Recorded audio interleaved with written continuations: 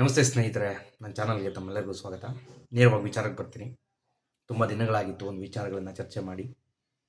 ಇವತ್ತು ನೇರವಾಗಿ ವಿಚಾರಕ್ಕೆ ಬರೋದಾದರೆ, ಮೊನ್ನೆಯ ಒಂದು ಏನು ಅಕ್ರಮ ವಲಸಿಗರಿದ್ದರು, ಅವರನ್ನು ಅಮೇರಿಕಾದಿಂದ ಏನೋ ಒಂದು ಭಾರತಕ್ಕೆ ಅಮೃತ್ಸರ್ಗೆ ಏನಿದೆ ಬೇಡಿಗಳನ್ನು ಹಾಕ್ಕೊಂಡು ಅವ್ರನ್ನ ಅಕ್ರಮ ವಲಸಿಗರು ಅಂತ ಹೇಳಿ ಭಾರತಕ್ಕೆ ಗಡೀಪಾರು ಮಾಡಿದ್ರಲ್ಲ, ಅದರ ಚರ್ಚೆ ಮಾಡಕ್ಕೆ ಹೊರಟಿದ್ದೀನಿ. ಹಾಗೂ ಇದರ ಪೂರ್ವಪರ ಏನಿದೆ, ಅಮೆರಿಕದಲ್ಲಿ ಇವತ್ತು ಆಳ್ವಿಕೆ ಯಾರು ನಡೆಸ್ತಿದ್ದಾರೆ ಅವರು ಅಲ್ಲಿಯ ಪೂರ್ವಜರ, ಆ ನೆಲದವರ, ಹಾಗೂ ಮತ್ತೆ ಅದರ ಬಗ್ಗೆ ನಮ್ಮ ಭಾರತ ಮೀಡಿಯಾಗಳೇನಿದೆ, ಇವತ್ತು ಮಾಧ್ಯಮಗಳೇನಿದೆ, ಅದನ್ನು ಹೇಗೆ ಸ್ವೀಕಾರ ಮಾಡಿದ್ದಾರೆ, ಹೇಗೆ ಅದನ್ನು ನರೇಟಿವ್ ಮಾಡ್ತಿದ್ದಾರೆ ಅನ್ನೋ ವಿಚಾರನ ನಾನು ನಿಮಗೆ ಸಂಪೂರ್ಣವಾಗಿ ಹೇಳೋದಕ್ಕೆ ಹೊರಟಿದ್ದೀನಿ. ಫಸ್ಟ್ ಆಫ್ ಆಲ್ ಏನಂತಂದರೆ, ಅವರು 2012ರ ಒಂದು ಕಾಯ್ದೆಯ ಪ್ರಕಾರ ಏನಿದೆ, ಈ ಅಕ್ರಮ ವಲಸಿಗರು ಏನು ಅಮೆರಿಕಾಗೆ ಹೋಗಿರ್ತಾರೆ ಅವ್ರನ್ನ ವಾಪಸ್ ಕಳಿಸ್ಬೇಕಾದ್ರೆ ಒಂದು ಸೇನಾ ವಿಮಾನದಲ್ಲಿ ಅವ್ರಿಗೆ ಕೈಗಳಿಗೆ ಕೋಳಗಳನ್ನು ಹಾಕ್ಕೊಂಡು ಕಾಲಿಗೆ ಬೇಡಿಗಳನ್ನು ಹಾಕ್ಕೊಂಡು ಕಳಿಸ್ಬೇಕು. ಅದೇ ಥರ ಇದೆ ಅಂತ ಒಂದು ಇವತ್ತಿನ ವಿದೇಶಾಂಗ ಮಂತ್ರಿ ಏನಿದ್ದಾರೆ ಜೈಶಂಕರ್ ಅವರು ಒಂದು ಸಂಸತ್ನಲ್ಲಿ ಒಂದು ಹೇಳಿಕೆಗಳನ್ನು ಕೊಡ್ತಾರೆ. ಇದನ್ನು ವಿರೋಧ ಪಕ್ಷಗಳು ಈ ರೀತಿ ವಿರೋಧ ಮಾಡಿದಾಗ ಇದು ಅಮಾನುಷವಾಗಿ ನಡೆಸೋದು ಎಷ್ಟರ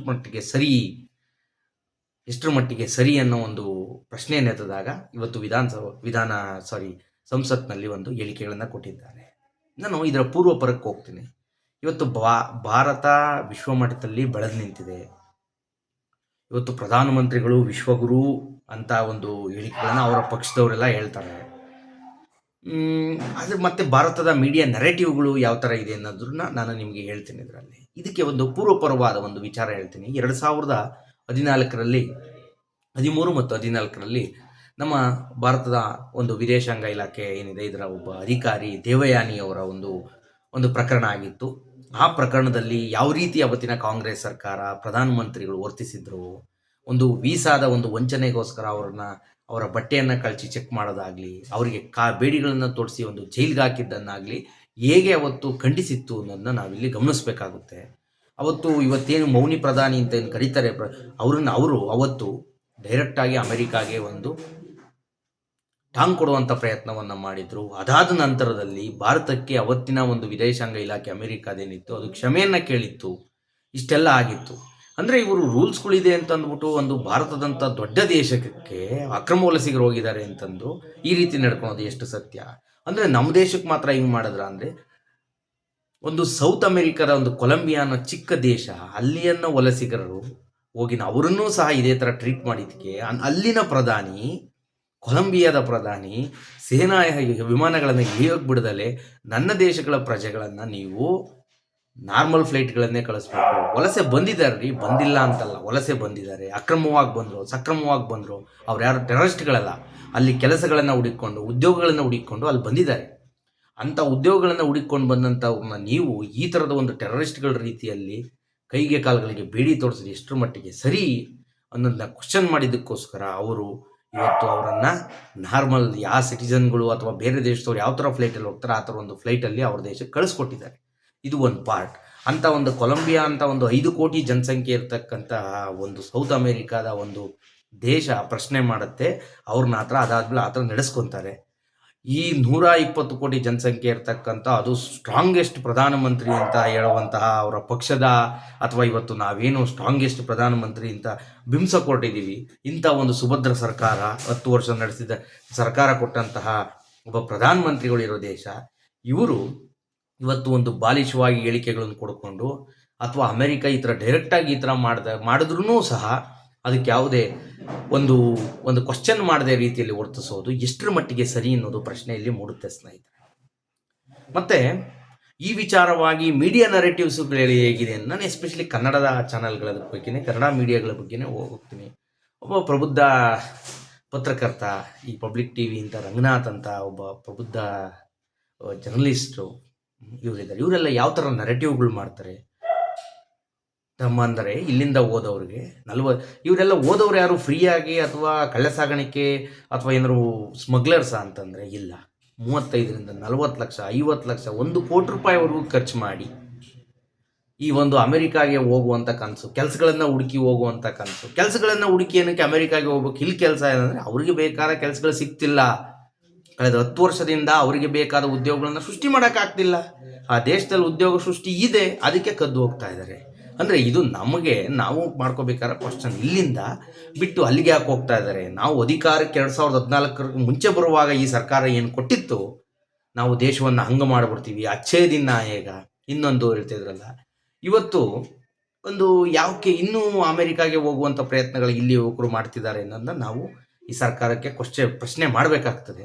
ಅದರಲ್ಲಿ ಈ ಒಂದು ಬೆಂಬಲಿತ ಮೀಡಿಯಾ ನರೇಟಿವ್ಗಳು ಇದೆಯಲ್ಲ, ಇವ್ರಿಗೆ ನಾಚಿಕೆ ಆಗ್ಬೇಕ್ರಿ. ಭಾರತದ ಮಾನ ಮರ್ಯಾದೆ ಕಳೀತಿದ್ದಾರೆ ಈಗ ಹೋಗಿ. ಅಂದರೆ ಯಾರೂ ಎಲ್ಲಿ ಸ್ಮಗ್ಲಿಂಗ್ ಮಾಡೋದಕ್ಕೋ ಅಥವಾ ಟೆರರಿಸ್ಟ್ ಆಕ್ಟಿವಿಟಿ ಮಾಡೋಕ್ಕೆ ಹೋಗಿರಲಿಲ್ಲ.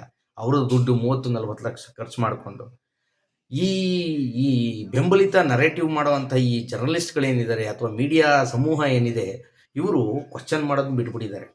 ಯಾಕೆಂದರೆ ಅವ್ರು ಆಲ್ರೆಡಿ ಅವ್ರ ಹತ್ರ ತಿಂತಾ ಇದ್ದಾರೆ ಚೆನ್ನಾಗಿ. ಈ ತಿನ್ನುವುದರಿಂದ ಏನಾಗುತ್ತೆ, ಏನೋ ಹೇಳ್ಬೇಕು ಅಂತ ಹೇಳಿ ಒಬ್ಬರನ್ನ ಎತ್ತಿ ಒಬ್ಬರನ್ನ ಕೆಳಗಡೆ ಮಾಡೋದು. ಅಂದರೆ ಇದೇ ಬೇರೆ ಥರದ ಮೀಡಿಯಾ ಬೇರೆ ಸರ್ಕಾರವಿದ್ದಾಗ ಯಾವ ಥರ ಕ್ವಶನ್ ಮಾಡಬೇಕಿತ್ತು ಅಂತಂದರೆ, ನೀವು ಉದ್ಯೋಗ ಸೃಷ್ಟಿ ಮಾಡೋಕ್ಕಾಗ್ತಿಲ್ಲ ರೀ, ಅದಕ್ಕೆ ಯುವಕರು ಅಲ್ಲಿ ಹೋಗ್ತಾ ಇದ್ದಾರೆ, ನೀವೆಲ್ಲ ಮಾಡಿದ್ರೆ ಏನಕ್ಕೆ ಅಮೆರಿಕ ಅಂತ ದೇಶಕ್ಕೆ ಹೋಗ್ತಾರೆ ಅನ್ನೋ ಒಂದು ಪ್ರಶ್ನೆ ಮೂಡ್ತದೆ. ಆ ಥರದ್ದೊಂದು ಪ್ರಶ್ನೆನ ಸರ್ಕಾರಕ್ಕೆ ಕೇಳಬೇಕಾದಂಥ ಜವಾಬ್ದಾರಿಯುತ ಮಾಧ್ಯಮ ಇವತ್ತೇನು ಮಾಡ್ತಿದೆ ಅಂತಂದರೆ, ಈ ಓದೋರನ್ನೇ ಬೈಕೊಂಡು, ಅಂದರೆ ಅವರು ಟೆರರಿಸ್ಟ್ ಆ್ಯಕ್ಟಿವಿಟಿ ಮಾಡೋಕ್ಕೆ ಹೋದವರಲ್ಲ, ಪಾಪ ಕಷ್ಟಪಟ್ಟು ದುಡಿಯೋಕೆ ಹೋದವರು, ಯಾರಿಗೋ ದುಡ್ಡು ಕೊಟ್ಟು ಏಜೆನ್ಸಿಗಳ ಮುಖಾಂತರ ಇಲ್ಲಿಂದ ದುಬೈಗೆ ಹೋಗಿ, ದುಬೈಯಿಂದ ಮೆಕ್ಸಿಕೋ ಅಂತ, ಅಲ್ಲಿಂದ ಯುರೋಪಿಂದ ಮೆಕ್ಸಿಕೋಗೆ ಹೋಗಿ, ಮೆಕ್ಸಿಕೋಯಿಂದ ಕಳ್ಳದಾದಿಯಲ್ಲಿ ಒಂದು ಅಮೆರಿಕ ಮೆಕ್ಸಿಕೋ ಬಾರ್ಡರನ್ನು ದಾಟಿ ಹೋಗುವಂಥ, ಅಂದರೆ ಹೋಗೋದೇ ಗ್ಯಾರಂಟಿ ಇಲ್ಲ, ಹೋಗೋ ದಾರಿಯಲ್ಲೇ ತುಂಬ ಜನ ಸಾಯ್ತಾರೆ ಈ ಒಂದು ಪ್ರಕ್ರಿಯೆಯಲ್ಲಿ. ಅಂದರೆ ಇದೊಂದು ದೇಶದವ್ರು ಮಾತ್ರ ಹೋಗ್ತಾರೆ ಅಂತಂದರೆ, ಸುಮಾರು ದೇಶದವರು ಈ ಹಾದಿಯಲ್ಲಿ ಹೋಗ್ತಾರೆ. ಅದನ್ನು ಹೇಳ್ತಾ ಹೋದರೆ ಈ 1 ಅವರ್ ಸಹ ಸಾಕಾಗಲ್ಲ ಯಾವ್ಯಾವ ಥರ ಹೋಗ್ತಾರೆ ಅನ್ನೋದು. ನಾನು ಎಲ್ಲದನ್ನು ಬ್ರೀಫಾಗೇ ಹೇಳ್ತಾ ಇದ್ದೀನಿ. ಎಷ್ಟು ಕಷ್ಟಪಟ್ಟು ಅಮೆರಿಕ ತಲುಪಿರ್ತಾರೆ, ಅವರಲ್ಲಿ ಇದೇನಿದೆ ಅಥವಾ ಬಾರ್ಡರ್ ಸೆಕ್ಯೂರಿಟಿಗಳು ಏನಿರ್ತದೆ ಅಥವಾ ಇಮಿಗ್ರೇಷನ್ ಡಿಪಾರ್ಟ್ಮೆಂಟ್ ಅವ್ರೇನಿರ್ತಾರೆ, ಅವರು ತಡೆದು ಇವ್ರನ್ನ ಕಳಿಸ್ಬೋದು. ಅದು ಕಳಿಸೋದಕ್ಕೆ ಇಲ್ಲಿ ಯಾವುದೂ ತಕರಾರಿಲ್ಲ ಭಾರತಕ್ಕೆ. ಅಂದರೆ ಕಳಿಸ್ಬೇಕಾದ್ರೆ ನೀವು ಮಾನವೀಯ ನೆಲೆಗಳನ್ನು ಬಿಟ್ಟು, ಹ್ಯೂಮನ್ ರೈಟ್ಸ್ ಅಂತೇನೆ ಅಂಥ ನೆಲೆಗಳನ್ನು ಬಿಟ್ಟು ನೀವು ಕಳಿಸ್ತಾ ಇದ್ದೀರಾ ಅನ್ನೋದೇ ಇಲ್ಲಿ ದೊಡ್ಡ ಪ್ರಶ್ನೆ ಆಗಿದೆ. ಅಂದರೆ ನಮಗೆ ಟ್ರಂಪ್ ಅವರು ಭಾಳ ಕ್ಲೋಸು, ಮೋದಿ ಟ್ರಂಪ್ ಭಾಳ ಕ್ಲೋಸು ಅಂತಂದು ನೀವು ಕೈಕಾಲುಗಳಿಗೆ ಬೇಡಿ ಹಾಕಿ ಭಾರತಕ್ಕೆ ಕಳಿಸ್ತೀರಾ ಅಂತಂದರೆ, ಇದು ನಿಮಗೆ ಆದಂಥ ಅವಮಾನವಲ್ಲವೇ? ನೀವು ಪಡ್ತಕ್ಕಂಥ ಶ್ರೇಯಸ್ಸು ಅಥವಾ ನೀವು ಸರ್ಕಾರದ ಇಮೇಜ್ಗೆ ಯಾವ ಮಟ್ಟದಲ್ಲಿ ಇದಾಗತ್ತೆ ಅನ್ನೋದು ಪ್ರಶ್ನೆ ಬರಲ್ವೇ ಇಲ್ಲಿ? ಅಥವಾ ಇದನ್ನು ಕ್ವಶನ್ ಮಾಡಬೇಕಾದ ಮಾಧ್ಯಮಗಳು ನೀವು ಯಾವ ಥರ ಒಂದು ತೇಲ್ಸುವಂಥ ಪ್ರಯತ್ನ ಮಾಡ್ತಿದ್ದೀರಾ, ಅಥವಾ ಯಾರನ್ನ ಇಲ್ಲಿ ನೀವು ಹೊಗಳೋಂಥ ಪ್ರಯತ್ನ ಮಾಡ್ತಿದ್ದೀರಾ? ಅಂದರೆ ಜನಗಳದೇ ತಪ್ಪು, ಸರ್ಕಾರದ ವಿಚಾರದಲ್ಲಿ ಏನು ತಪ್ಪಿಲ್ಲ ಅನ್ನೋ ಉದ್ದೇಶನ. ಕೊಲಂಬಿಯಾ ದೇಶದಲ್ಲಿ ಆದಂಥ ಆ ಧೈರ್ಯ ಭಾರತಕ್ಕೆ ಹಾಕಿಲ್ಲ ಅನ್ನೋ ಪ್ರಶ್ನೆ ಮೂಡ್ತದೆ. ಇದು ಒಂದು ಪಾರ್ಟ್. ಆದರೆ ಇವತ್ತು ಅಮೇರಿಕಾದಿಂದ ದೂಡಲ್ಪಟ್ಟಿರ್ತಕ್ಕಂಥ ಜನಗಳನ್ನೇನು ದೂಡ್ತಾ ಇದ್ದಾರಲ್ಲ, ಇವತ್ತು ಯಾರು ಅಧಿಕಾರ ಮಾಡ್ತಾ ಇದ್ದಾರಲ್ಲ ಅಮೇರಿಕಾದಲ್ಲಿ, ಅವರು ಮೂಲ ನಿವಾಸಿಗಳ? ಎಷ್ಟು ವರ್ಷದಿಂದ ಅಲ್ಲಿದ್ದಾರೆ ಅವರು ಅನ್ನೋ ಪ್ರಶ್ನೆ ಮೂಡ್ತದೆ. 1500ರಿಂದ ಆಚೆಗೆ, 1490ರಿಂದ ಆಚೆಗೆ, 500ರಿಂದ ಆಚೆಗೆ ಯುರೋಪ್ ಕಂಟ್ರೀಸ್ಗಳಿಂದ ಬಂದು ಅಲ್ಲಿರ್ತಕ್ಕಂಥ ರೆಡ್ ಇಂಡಿಯನ್ಸ್ ಅಂತ ಏನು ಕರಿತೀವಿ, ಮೂಲ ಅಮೆರಿಕನರ್ ಅಂತ ಏನು ಕರಿತೀವಿ, ಬುಡಕಟ್ಟು ಟ್ರೈಬ್ಸ್ ಜನಾಂಗದವ್ರನ್ನ ಕೊಂದು ಅವರನ್ನು ಓಡಿಸಿ ಹಂತವಾಗಿ ಕಗ್ಗೊಲೆಗಳನ್ನು ಮಾಡಿ ಇವರು ಅವರ ಸಂತಾನವನ್ನೇ ಒಂದು ಇದು ಮಾಡೋ ಥರ ಎಲ್ಲೆಲ್ಲಿ ಸ್ಟಾಪ್ ಮಾಡಬೇಕು ಅವ್ರನ್ನೆಲ್ಲ ತಡೆದು ಇವ್ರನ್ನ ಇವತ್ತು ಮೈನಾರಿಟಿ ಇವತ್ತೇನೋ ಒಂದು 40-50 ಲಕ್ಷ ಅಷ್ಟೇ ಮೂಲ ನಿವಾಸಿಗಳಾದ ಅಮೆರಿಕನ್ನರು ಇರ್ಬೋದು, ಟ್ರೈಬ್ಸ್ ಅಮೆರಿಕನ್ನರು ಇರ್ಬೋದು, ಅಷ್ಟು ಬಿಟ್ಟರೆ ಇವರೆಲ್ಲರೂ ಸಹ ಆಚೆಯಿಂದ ಬಂದವರೇ. ಆ ನೆಲದಲ್ಲಿ ಹುಟ್ಟಿದ್ದವರು ಯಾರೂ ಇಲ್ಲ. ಇವರೇ ಫಸ್ಟು ಬೇರೆ ದೇಶಗಳಿಂದ ಬಂದು ಅಲ್ಲಿ ತಮ್ಮ ಒಂದು ಜೀವನವನ್ನು ಕಟ್ಕೊಂಡವರಾಗಿದ್ದಾರೆ. ಅದರಲ್ಲಿ ಇವರು ಮತ್ತೊಬ್ಬರಿಗೆ ನಾವು ಅಮೆರಿಕನ್ನರು ಅಂತ ಹೊರದೂಡುವಂಥ ಪ್ರಯತ್ನ ಮಾಡ್ತಾರೆ. ಆ ದೇಶದವರೇ ಅಲ್ಲ ಇವತ್ತು ಯಾರು ಅಧಿಕಾರ ಮಾಡ್ತಾ ಇದ್ದಾರೆ, ಅದನ್ನ ಅರ್ಥ ಮಾಡ್ಕೋಬೇಕು ಫಸ್ಟ್. ಅಮೆರಿಕ ಅಂದರೆ ಏನು? ಅಮೆರಿಕ ಕಟ್ಟಿರ್ತಕ್ಕಂಥ ದೇಶನೇ ಎಲ್ಲ ಆಚೆ ಕಡೆಯಿಂದ ಬಂದಂಥ ಜನಗಳು ಕಟ್ಟಿರ್ತಕ್ಕಂಥ ದೇಶ. ನಮ್ಮ ದೇಶದ ಥರಕ್ಕೆ ಸಾವಿರಾರು 2000, 3000, 5000 ವರ್ಷಗಳ ಒಂದು ಇತಿಹಾಸ ಆ ದೇಶಕ್ಕಿಲ್ಲ. ಅದು ಬುಡಕಟ್ಟು ಜನಾಂಗಗಳಿಂದ ಕೂಡಿದ್ದಂಥ ದೇಶ. 1490ರಿಂದ ಈಚೆಗೆ 1500ರಿಂದ ಈಚೆಗೆ ಒಂದು ಬೆಳೆದಂಥ ದೇಶ ಅದು. ಅಲ್ಲಿಂದ ಆಚೆ ಕಡೆಯಿಂದ ಪರಕೀಯರು ಎಲ್ಲರೂ ಬಂದು ಅಲ್ಲಿ ಇವತ್ತು ನಾವು ಈ ಮೂಲ ನಿವಾಸಿಗಳಲ್ಲ, ಆ ದೇಶವನ್ನು ಹೇಗೆ ಮಾರ್ಪಾಡು ಮಾಡ್ಕೊಂಡು ಬದುಕ್ತಿದ್ದಾರೆ ಮೂಲ ನಿವಾಸಿಗಳನ್ನು ನಾಶ ಮಾಡಿ. ಇದು ಈ ಅಮೆರಿಕದ ಒಂದು ದ್ವಂದ್ವ ನೀತಿ. ಇನ್ನೊಂದು ದ್ವಂದ್ವ ನೀತಿ ಏನು ಅಂತಂದರೆ, ಇವತ್ತು ಅವ್ರಿಗೆ ಇಮಿಗ್ರೇಷನ್ ಬೇರೆ ಕಂಟ್ರಿಗಳಿಂದ ಬಂದಂಥ ಜನಗಳನ್ನು ಹೊರದೂಡೋದಕ್ಕೆ ಇವರು ತಯಾರಿ ಮಾಡ್ಕೊತಿದ್ದಾರೆ ಒಂದು. ಇನ್ನೊಂದು ಕಡೆ ಇದೇ ಒಂದು ಮಿಡಲ್ ಈಸ್ಟ್ ಗಾಜಾಪಟ್ಟಿ ಅಂತ ಏನಿದೆ, ಆ ಒಂದು ಏರಿಯಾನೇ ಕಬ್ಜಾ ಮಾಡಬೇಕು ಅಂತ ಇವತ್ತು ಅಮೆರಿಕ ಮತ್ತು ಇಸ್ರೇಲ್ ಹೋಗಿದೆ. ಅದನ್ನ ನಾವು ಅಭಿವೃದ್ಧಿ ಪಡಿಸ್ತೀವಿ, ಅಲ್ಲಿರ್ತಕ್ಕಂಥ 20 ಲಕ್ಷ ಚಿಲ್ಲರೆ ಜನಗಳನ್ನು ನೀವು ಈಜಿಪ್ಟ್ ಜೋರ್ಡಾನ್ಗೆ ಶಿಫ್ಟ್ ಮಾಡ್ತೀವಿ ಅಂತ ಹೇಳ್ತಾರೆ. ಅಂದರೆ ನೀವು ನಿಮ್ಮ ದೇಶಕ್ಕೆ ಬಂದಂತಹ ವಲಸೆ ಬಂದಂಥ ಜನಗಳನ್ನ ಇಟ್ಕೊಳಕ್ಕೆ ನೀವು ತಯಾರಿಲ್ಲ.